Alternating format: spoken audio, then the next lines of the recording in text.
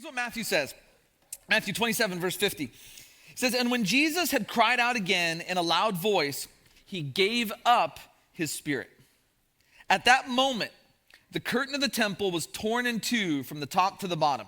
The earth shook, the rocks split, and the tombs broke open. The bodies of many holy people who died were raised to life. They came out of the tombs after Jesus' resurrection and went into the holy city and appeared to many people." So Matthew says all this happens at the moment of Jesus' death.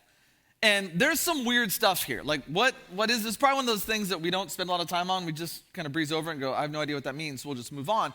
But I think it's really important, again, to understand what is actually happening with Jesus' death and resurrection. So let's just go through this item by item, because here's what Matthew says. Matthew says, the moment Jesus dies, there is a curtain in the temple that is completely torn in two. The temple in Jerusalem was the center of Jewish life and faith.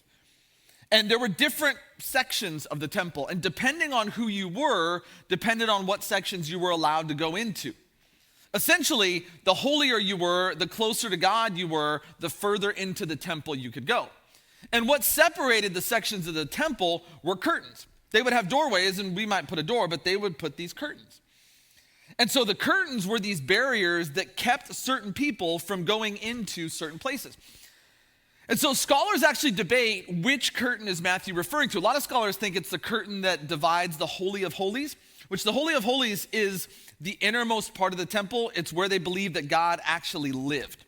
So if that's the curtain that gets ripped in two, then what's being torn down is essentially a barrier between God and people. That this curtain is what separates people from God, and now with Jesus' death, that's gone. There's other scholars that actually argue it's the curtain that separates the court of the Jews from the court of the Gentiles. And so if that's the curtain that's ripped down, what that means is the barrier that divides these two different groups of people, like Jews were allowed into the Gentile area, but Gentiles were not allowed into the Jewish area. So if that's the curtain, then it's this barrier that separates people that's being torn down. And the reality is, whatever curtain it is, whichever specific curtain it is, what happens at Jesus' death is these barriers that divide us are being destroyed. That there's relational division that's actually being healed and brought together. Right? That this is what Jesus' death is doing. Because the reality is, whichever curtain it is, whether it's a curtain that divides one group of people from another, or whether it's a curtain that divides humanity from God, those divisions are all rooted in the same thing. They're all rooted in this word that Scripture uses that is sin. And we tend to think of sin as breaking a rule, but that's not how Scripture understands sin, that humanity was created in the image of God, which means we were created to reflect God's character and his love and his wisdom and his care. When we sin is when we act in ways, live in ways that are counter to our creation. And what happens with sin is sin always produces pain and hurt and destruction and death. That's what it does all the time. And that's what causes division between us as people. That's what causes division between us and God. So with Jesus' death, these things that divide us, this sin that divides us, the barriers that keep us from one another, the barriers that keep us from God, those are being torn down. And so these groups that used to be alienated are being brought together. The second thing Matthew says, after that, there is an earthquake and there's rocks that split.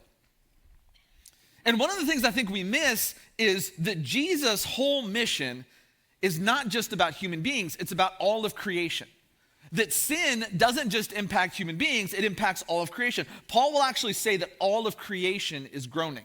And so what Jesus is doing is he's rescuing all of creation, which includes the physical world in which we live. And so at Jesus' death, things begin to happen in creation. There's something not just happening between people, not just happening between people and God, but there's something actually happening in the physical creation. The third and final thing, which is the craziest, Matthew talks about how there's this like jailbreak from the grave, right? There's all these like dead bodies that come to life and all this crazy stuff's happening. But Matthew also includes one really important detail. He says that doesn't really happen until after Jesus' resurrection. So there begins to be something that's happening in the world of the dead, but then that's kind of delayed until after Jesus' resurrection. So we're going to come back to that. So I want you to take that and file that away. There's a grave robbery of some kind here. We'll come back to that. But what Matthew's getting at, we may never fully understand everything Matthew's saying, but what he's implying with his description is that beginning with the death of Jesus, the world begins to fundamentally change. The physical creation, the relational, the realities that exist, those all begin to change. That something is happening at the deepest level of creation where the world is fundamentally now becoming a different place because of Jesus. Matthew, again, gives us this preview that there's more to come. There's more that's going to happen with his resurrection. But beginning with his death, everything about the current reality begins to change. So that now brings us to the tomb, which is where we left off last week. Jesus had been crucified, he died, they'd taken him down from the cross, they put him in a tomb, they sealed that tomb, and they ordered guards to stand watch out in front of that tomb. The enemies of Jesus, who had a lot of political power, were afraid that his followers would try to do something to keep the movement going. So in order to make sure there's no funny business, like, let's put guards there, let's protect this, let's make sure there's nothing crazy that happens. All four of the Gospels in the New Testament tell us that on Sunday morning, Jesus was killed and buried on a Friday. Saturday, he's in the tomb all day. But on Sunday morning, there's a group of women that go to the tomb in order to honor and pay respect to Jesus. And so this group of women goes to the tomb, but when they get there, this is when things start to get really crazy. Matthew 28, verse 2. There was a violent earthquake, for an angel of the Lord came down from heaven and going to the tomb, rolled back the stone and sat on it. His appearance was like lightning, and his clothes were white as snow. The guards were so afraid of him that they shook and became like dead men. So for the second time in 3 days, there's an earthquake. And the thing about earthquakes is we live in Southern California, so we get earthquakes. Earthquakes are really scary. I've been around, like, not a whole lot of other natural disasters, but I've been around tornadoes. And listen, any natural disaster can do any amounts of damage. I'm not saying one's better or worse than the other. But a lot of times with a lot of natural disasters, like tornadoes, you get a warning. Like, you kind of know, hey, this is coming. The thing about earthquakes is they're just sudden. Okay, no joke. I'm not at all making this up. This is what happened. I was actually writing this on Monday when that earthquake hit. So I was in my office here, and I'm working through that. And this may have happened before, but this is the first time I remember the phone warning going off. So I'm sitting in my office, and I'm writing this whole thing, and my phone is sitting on my desk, and all of a sudden it starts to go crazy, like, and I pick it up, and it's like, we're detecting an earthquake in your area. And I'm like, no, we're not. Like, I'm sitting here, and and then like 20 seconds later, the whole thing like starts to shake, and we all come out of our offices, we're like, what's happening? But that's the thing about earthquakes. They're sudden. There's something like you're just doing your thing, and then I remember the first big earthquake I remember was the 1987 Whittier Narrows earthquake. And I lived in Downey at the time, which Downey is like one city over from Whittier. So that was like a 5.9 earthquake, but the epicenter was really close to where I lived, and it was scary. I remember my dad was already at work, my sister was older, she was already at school, it was just my mom and I at home, and that earthquake hit and everything shook, and it was scary. After that earthquake, my neighbor lady came over, and my mom and I and the neighbor standing at the front door, kind of just talking, and our hearts are racing, and an aftershock hit, right? This is a little aftershock. I did not know my mother had this much strength in her. I never saw it before. I've never seen it since. She grabbed me and threw me into the nearest door frame and pinned me up against the door frame with like incredible strength to shield me with her body. Because it's scary. And it's really, really scary. Because all of a sudden you're just doing your thing, everything's fine 1 minute, and the next there's just this unsettling thing that happens. And so this is what happens to the guards and to this group of women. The guards are just there doing their job. Hey, we were posted here, this is our job, this is what we're supposed to do. The women are going in the midst of their grief to pay respect to their friend, and all of them at the same time are just like suddenly jarred awake with this really scary, unsettling thing that they don't know what's going on. Matthew says that the guards are literally almost scared to death. And there's a messenger. That's what the word angel means. There's a messenger that rolls back the stone, unseals the tomb, rolls it back. And then this angel begins to speak to these ladies. Verse 5. The angel said to the women, "Do not be afraid, for I know that you are looking for Jesus who was crucified. He is not here, he has risen, just as he said. Come and see the place where he lay, then go quickly and tell his disciples, he has risen from the dead and is going ahead of you into Galilee. There you will see him. Now I have told you. So the first thing the angel says to them is, don't be afraid. The only time you ever tell someone don't be afraid is when there's something to be afraid of.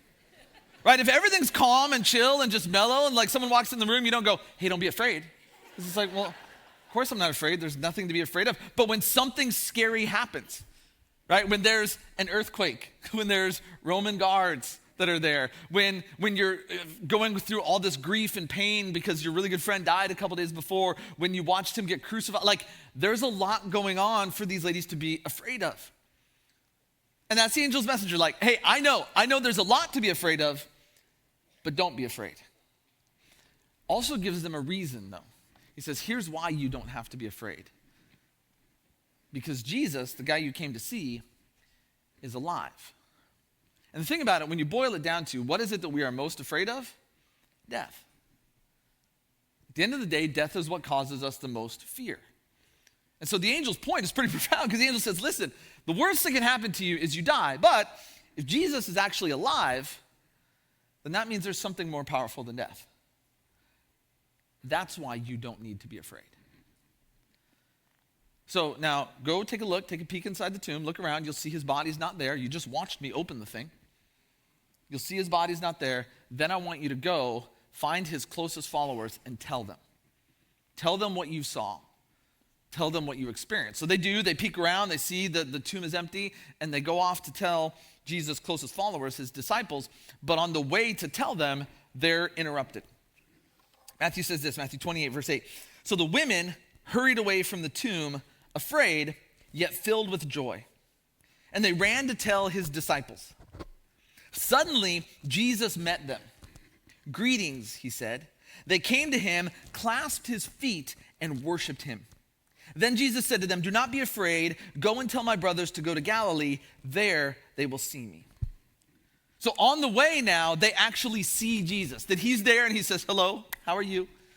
And their response is to fall down at his feet, literally grab his feet and worship him. And then Jesus repeats to them the same instructions the angel gave.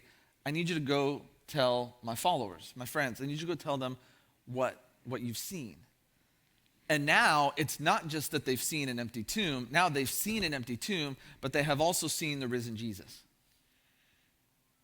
And so these group of ladies then go and they tell his disciples, which is always fascinating to me because we talk about we use this phrase, the gospel. Like we want to preach the gospel. We want to proclaim the gospel. And the gospel is the good news that's founded on the death, burial, resurrection of Jesus. The first gospel proclamation, the first gospel sermon that's ever preached is by a group of women to Jesus' closest followers. Because they go to them and say, hey, he's alive. You know how we know he's alive? We saw the empty tomb and we saw him.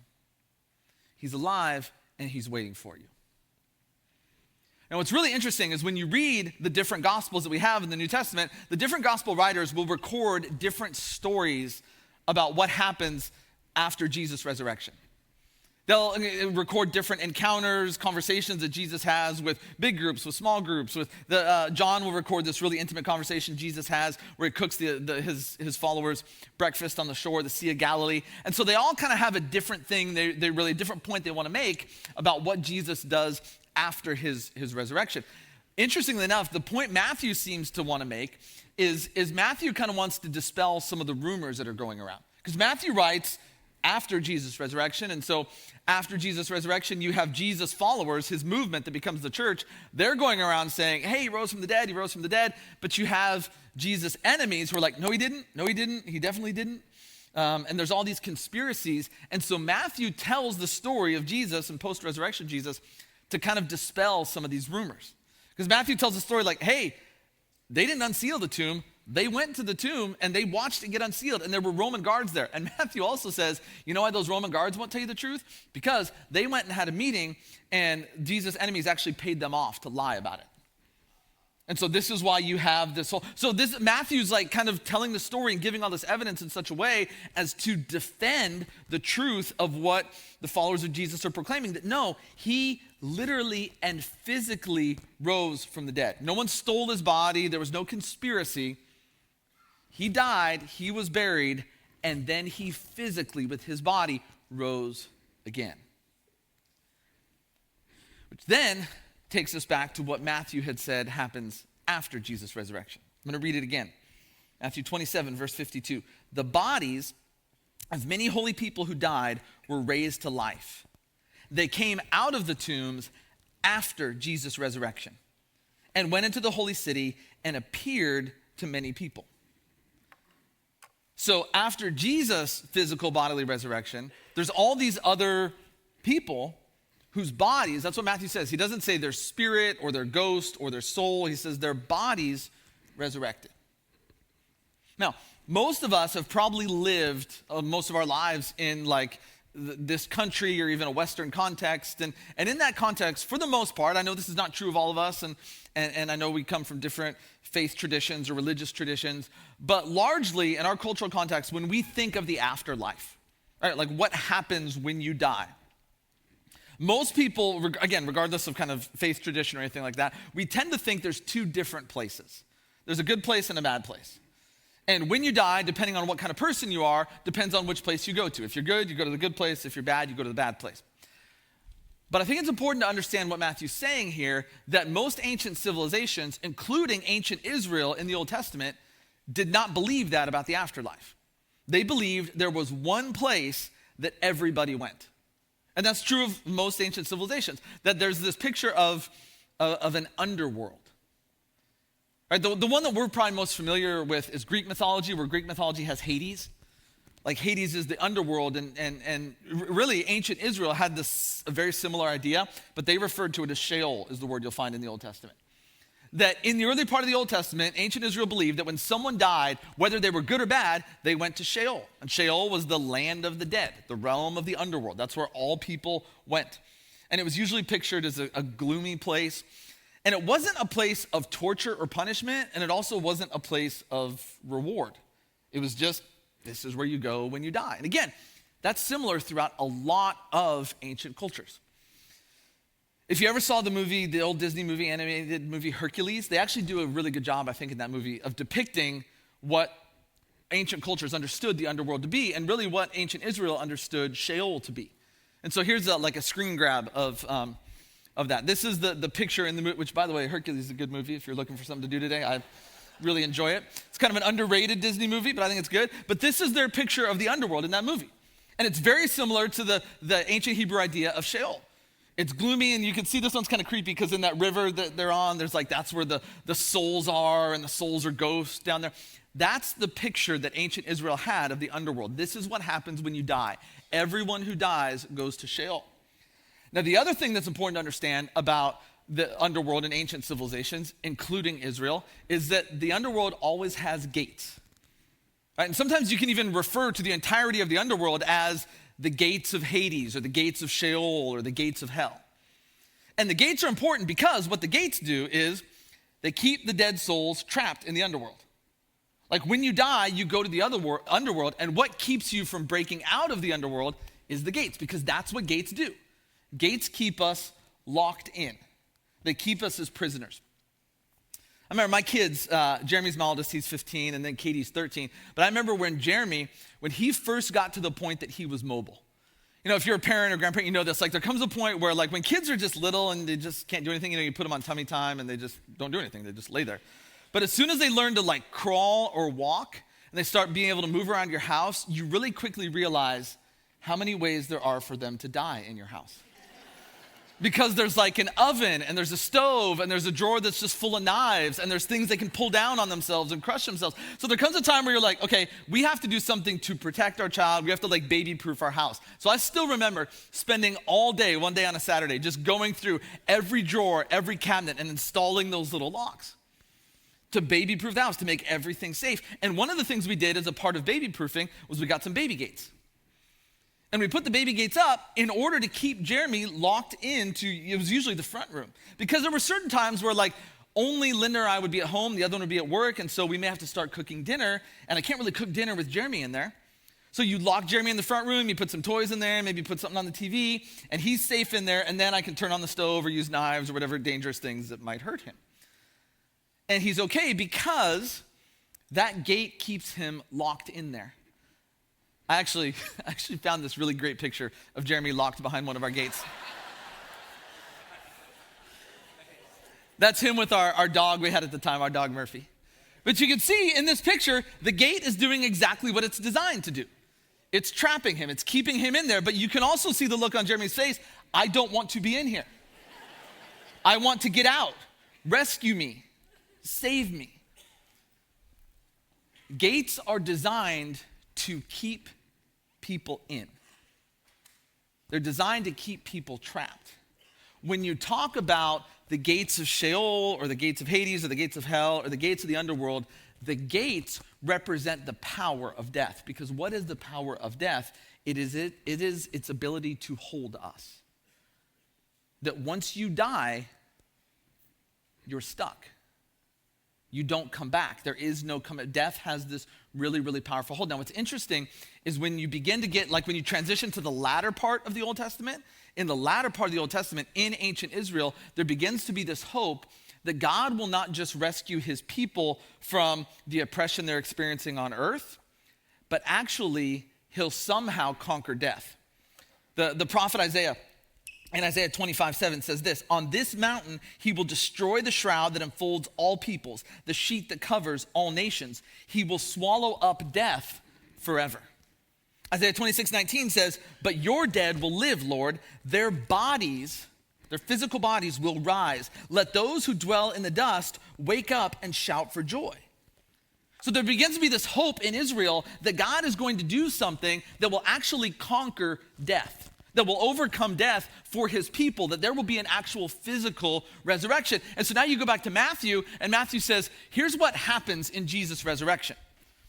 That what Jesus does is he breaks open the gates of the underworld. And literally what he's doing is breaking the power of death. That Jesus busts through the gates, but it's not just him. Because there's a whole bunch of people that follow him. That it is this massive jailbreak that Jesus leads because through his death, he overcomes sin, and through his resurrection, he breaks the hold of death.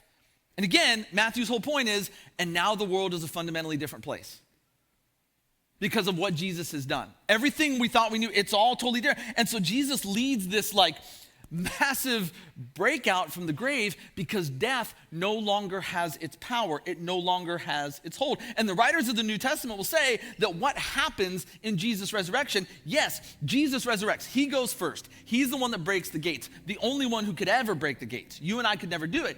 He breaks the gates. A whole bunch of people follow him because they're like in him. Like that's what Isaiah says, that those people who are in you, Lord. But the New Testament writers will go on to say, yes, and for those of us that are in Christ, we share in that resurrection. Paul will say this in 1 Corinthians 15:20. He'll say, but Christ has indeed been raised from the dead, the first fruits of those who've fallen asleep.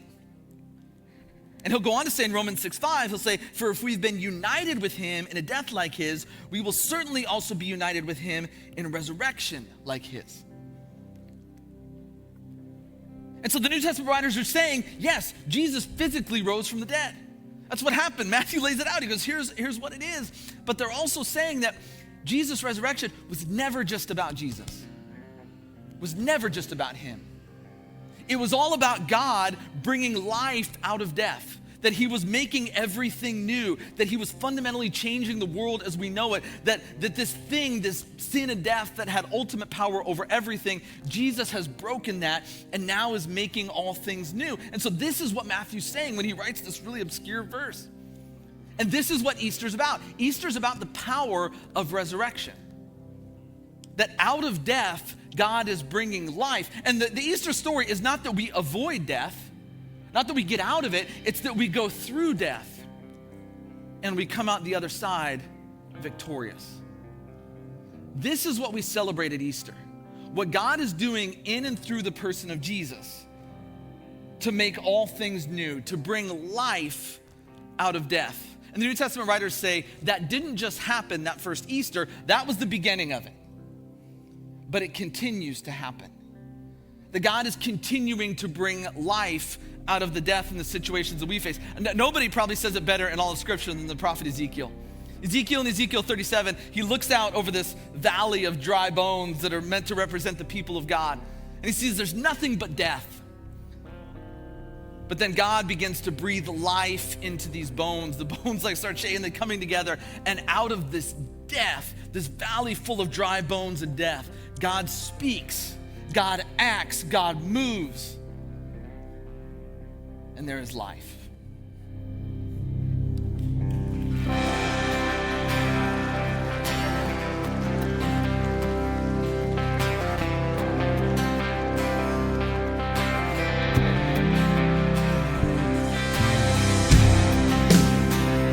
Church, let's stand as we sing one more song together today.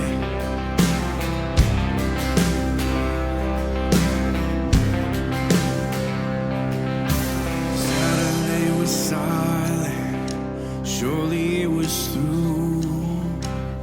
Since when has impossible ever stopped you? Friday's disappointment is Sunday's empty tomb. Since when has impossible ever stopped you?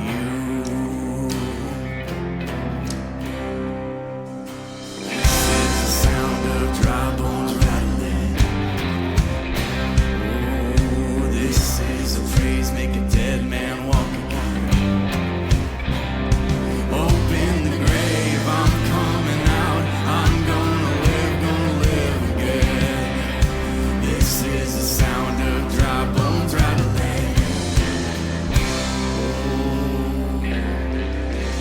Pentecostal fire, stirring something new. You're not gonna run out of miracles anytime soon.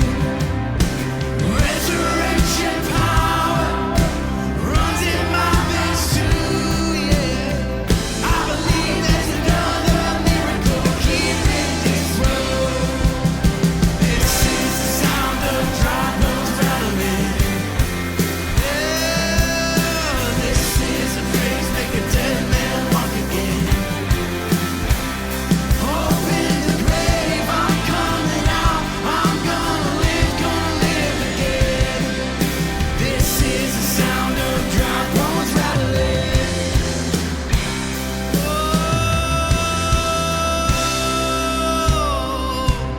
Let's put our hands together. We sing this because we believe it. My God is able to save and deliver and heal and restore anything that He wants to. Just ask the man that was thrown on the bones of Elisha if there's anything that he can't do. Just ask the stone that was rolled at the tomb in the garden what happens when God stands through. I feel Him moving it now. I feel Him doing it now. I feel Him doing it now. Do it now. Do it now. This is the sound of dry bones rattling. This is a praise, make a dead man walk again. Open the grave, I'm coming out. I'm gonna live again. Open the grave, I'm coming out. I'm gonna live again. Open the grave, I'm coming out. I'm gonna live again. This is the sound of dry bones rattling.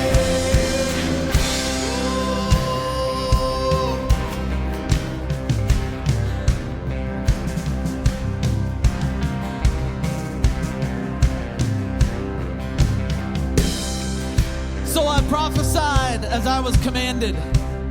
And as I was prophesying, there was a noise, a rattling sound. And the bones came together, bone to bone. I looked, and tendons and flesh appeared on them, and skin covered them. But there was no breath in them. So then He said to me, prophesy to the breath, Prophesy, Son of Man, and say to it, this is what the sovereign Lord says. Come, breath from the four winds, and breathe into these that are slain, that they may live